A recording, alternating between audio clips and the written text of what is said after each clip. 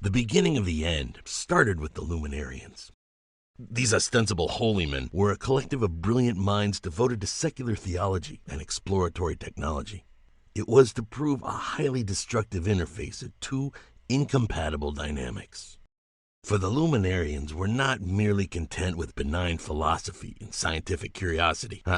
Their range of focus extended to a domain both unholy and wholly destructive. But even these apostates to a supposed higher purpose had no idea what they were about to unleash upon the world. Holiness. Your arrival is timely and fortuitous, my brothers.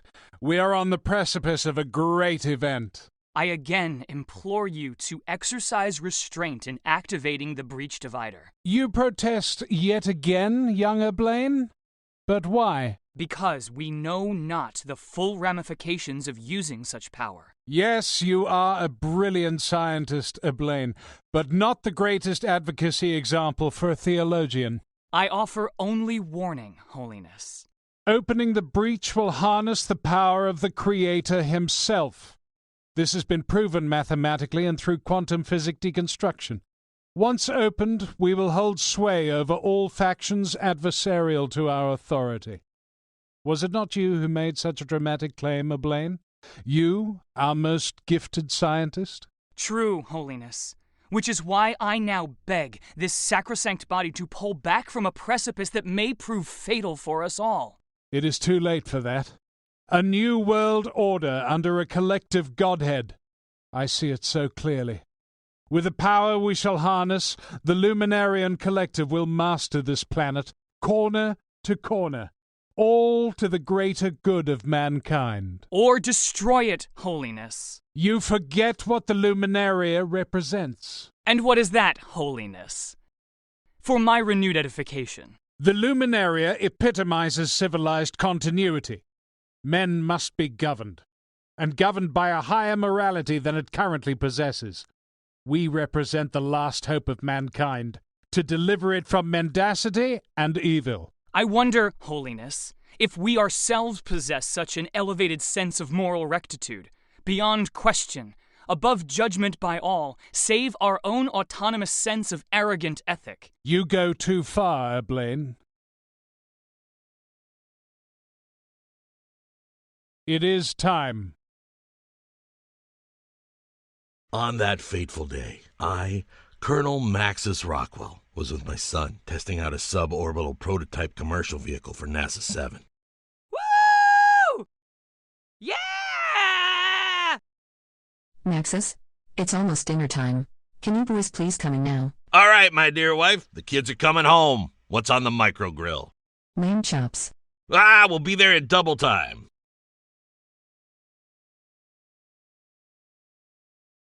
It is done.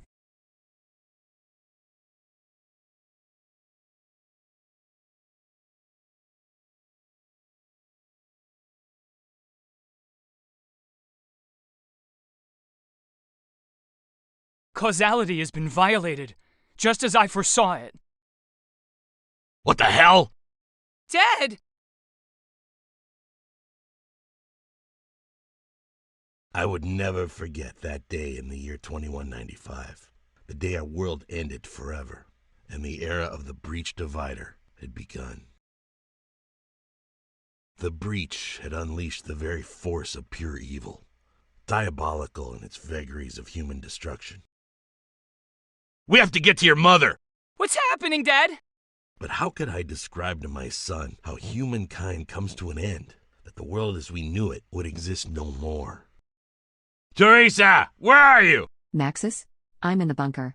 What's going on? I don't know, sweetheart. Stay there. We're coming to you.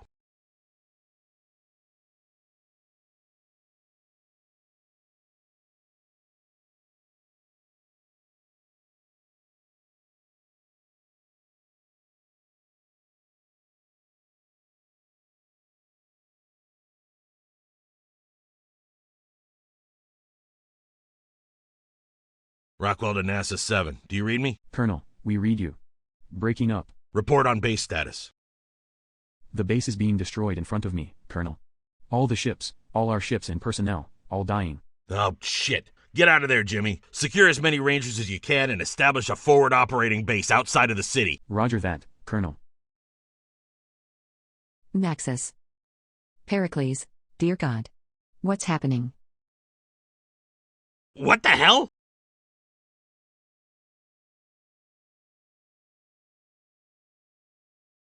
Come on, back to the jet car, now! Holiness, you have unleashed the forces of hell, not those of the Creator. No! No! This should not be happening! I do not accept this! Come on, Holiness. We'll have to use the subsurface commute tube, now! Go, Eblain. You were right.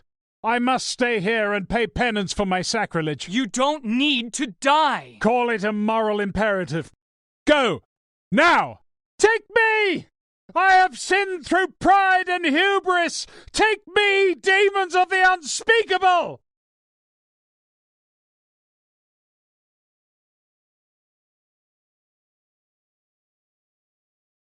Dad! What is that? Oh my God. We don't have much time. Let's go. Pre-check, Pericles. Port and starboard thrusters. Engaged, Dad. Hold on, darling. Punch it on my mark, son. Engage. Need more speed.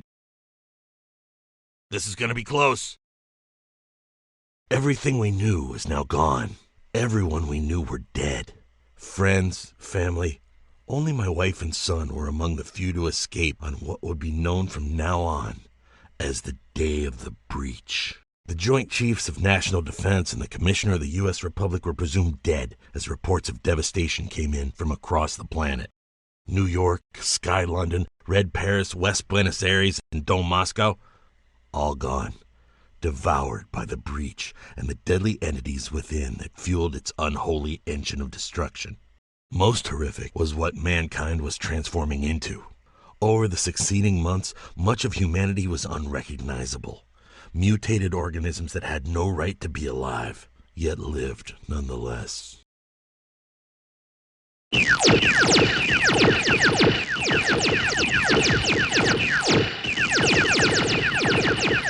My God! They're assimilating our lasers! It's like they're feeding on the particle discharge. Not possible. The ordnance is pure anti-proton. Everything in its path should discorporate. We're not dealing with normal rules of physics anymore, Colonel. Clearly. Fall back! All units fall back! Fall back. Rangers. Disengage. For a year, we continued to survive in the outer provinces, heading west through old Wisconsin and Montana National Park, once part of the old United States centuries earlier.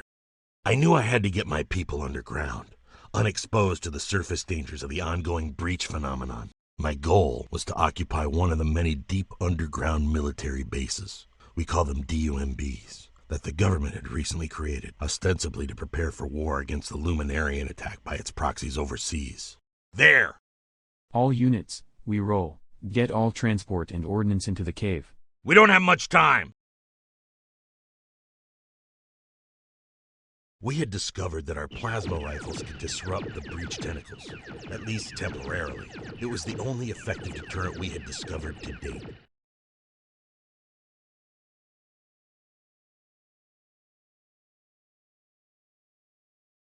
Teresa! Jump! Protect him. Naxos, I love you. The breach had taken away the only love I'd ever known. From that day on, I swore I would personally find a way to destroy it forever. A Luminarian. Let's find out why he's here. What are you doing here, Luminarian priest? I'm a refugee, Colonel, just like you. You're a criminal. It's well known your sect created the breach and destroyed the planet. That is true. And the Luminarian factions continue to exist in the world at large. But there are those of us in the fold who no longer subscribe to its mandates. And you're one such rebel? I am. I escaped New Chicago and came here a year ago. I'm a scientist. I can help your people. How? Because it is I, Father Eblain, who created the means by which the breach was opened. Eblain explained how he developed quantum technology to disrupt space-time with targeted and concentrated tachyon particle ablation. I didn't fully understand the physics of it all, but I did understand what he told me next. I believe the breach can be closed. Permanently. Is that possible? In theory. However, our planet now faces a new challenge, as of an hour ago. Behold! Preliminary data indicates that based on their originating trajectory, they have come through the breach from a star system 200 light-years away, and their intentions are hostile.